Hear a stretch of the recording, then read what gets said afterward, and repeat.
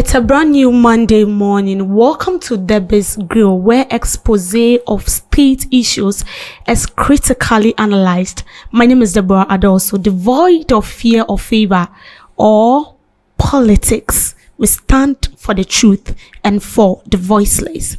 My attention has been drawn on a case where there is an assault on the life of journalists. I didn't want to talk about this because for some personal reasons, I didn't want to talk about this. But in the previous week and this dawn, my attention was actually drawn to an incident where a City FM reporter was actually assaulted when he went to cover a story on illegal mining. Now, assault on journalists, if we don't know, is a threat to democracy.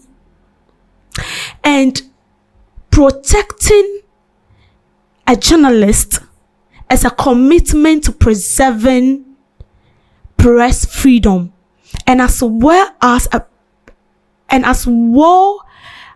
commitment to preserving democracy. But it looks like we don't understand this too. Journalists, we are the voice of the voiceless. We are the eye of the blind. And maybe you don't know, we are the ear of the deaf. Because places where people wouldn't go, we maneuver our way through just to get a story. Not just a story, but a credible one, of course, to feed the state. It looks like even though we do all these things, we are not being regarded. Our security measures are anyhow. Our safety is not being catered for. And so journalists are treated anyhow in this country.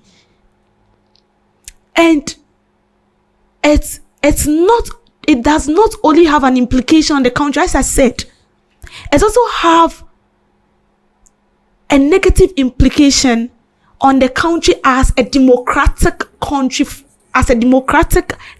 for that matter. We sit in this country and then we see journalists being assaulted, and then as if we don't care. Now, the International Federation of Journalists reported that as of 2023, 94 journalists were assaulted in their line of duty.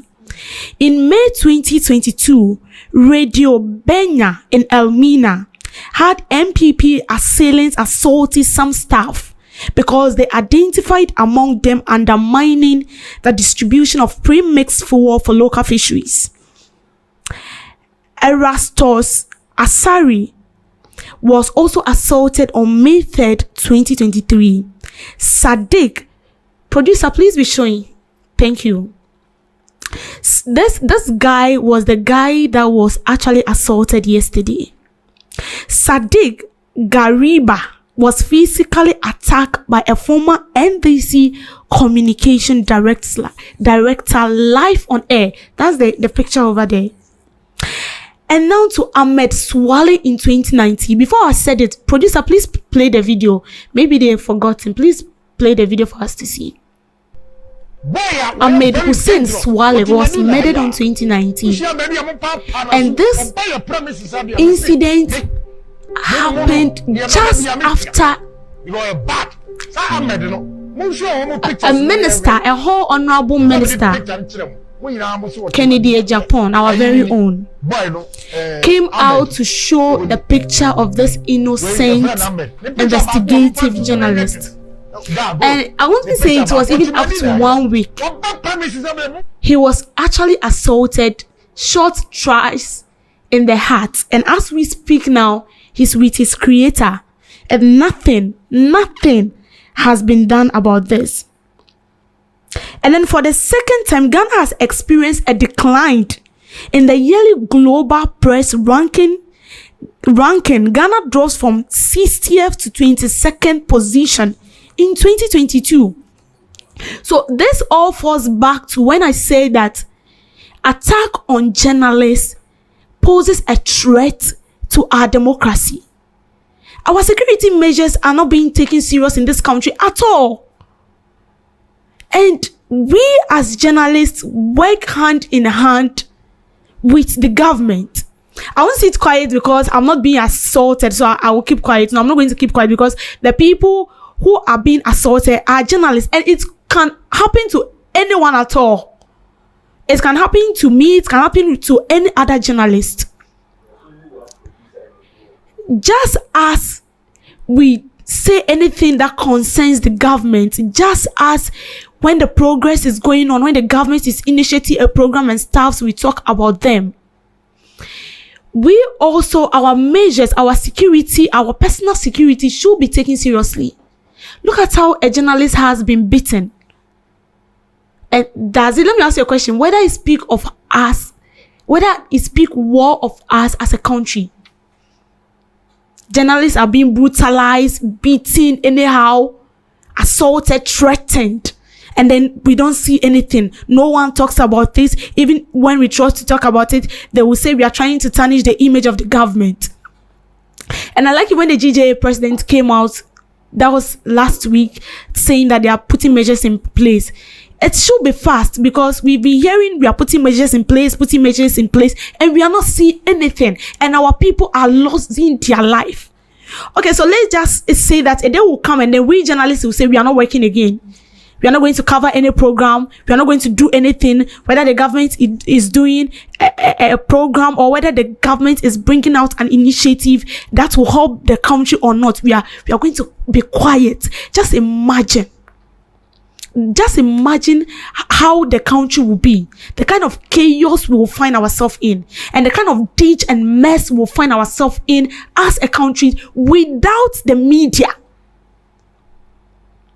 And just as education is the foundation of every country, I believe the media is also the foundation of every democratic, underline that word, of every democratic country as well.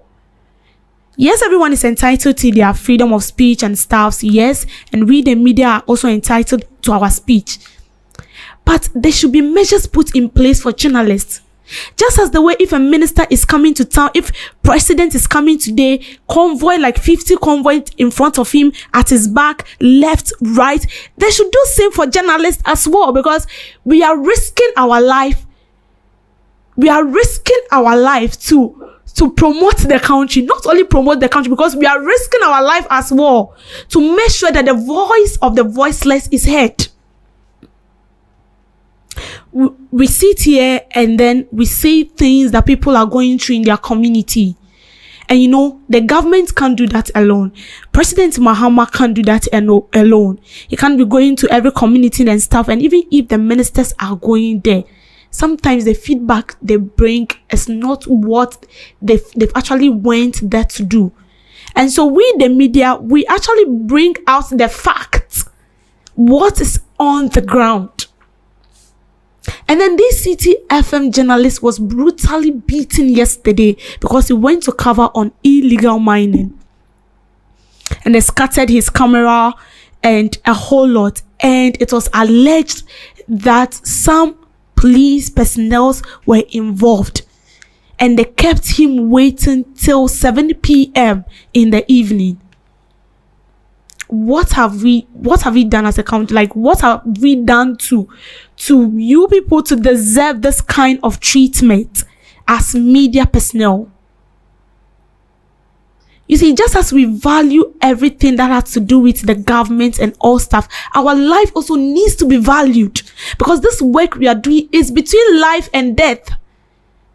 It's equally between life and death. If I should tell you places reporters go to get information, places, loopholes, reporters, pushes themselves through to bring us an expose that some big men in this country are trying to hide under their clothes, you will be shocked. You will be shocked. And after no one is doing anything. And we come out and then we speak big English on how to make sure that, reporters, media personnel are treated fairly in this country, and making sure that their security, everything that has to do with their security is intact. We say a lot of things and then we forget about us. Sometimes when you go to even get news, how they treat you is also a different issue for another day. But what I'm saying is that assault on journalists is a threat to democracy. It poses a threat to democracy. Because we cannot be working to ensure that the deeds of the government is ongoing on, and then our well-being and our welfare is not being taken into consideration. It's like no one cares about us. But what we are doing, the reporting we are doing, is all for the benefit of this country. Just imagine a country without a media press, a country without journalists. Just imagine how corruption will be everywhere. Even now that we have the media at work, look at the kind of corruption cases that is popping out, and a lot of vices, issues that is popping out, even though the media is in existence. Then come to think of it, when a country is actually in work or doing its businesses, executing its businesses without the help of a reporter, a journalist, or the media press. We have a lot to do. Trust me. We have a lot to do when it comes to protecting journalists in this country. Ahmed Swale was murdered just like that. And here, like the case, a good Samaritan came out to say that if you meet him on the way, beat him. That's the same, beat him. He showed his picture. Within a week, this guy was killed. And up to now, we don't know the killers of Ahmed Swale. Up till now, we don't know the killers of Ahmed Swale. You see, if you're not doing the wrong thing and I come to interview you or record anything concerning you, why should you feel bad? Why do you want to, hurt me or harm me? If you feel like what you are doing is actually the good thing, because we are there for the truth, we are there for the voiceless, we are there for the country, we are there for the government. In fact, we are there for everybody. We are not on our own. So when I come to you and you feel like you are on the right path, I think you shouldn't panic when I come to record or say something about that particular entity that you hold. You see, this is an issue where we talk and then we keep quiet and then we don't say anything about it. But trust me, our life is at stake. Where it has gotten to, there is a lot that needs to be done. There is a lot. And so the civil society and advocacy groups that plays a crucial role in condemning attacks on journalists, advocating for press freedom, we are calling on you to do something. And the police, the Ghana police also have something to do. In fact, the Ghana police, you are even there for us. But I don't understand when there is chaos and something that we are running to. You are the ones beating us. So who should we run to? Please do your work well and make sure the media is safe, because the media, trust me, without the media, the country will crash. Thanks for making time with me.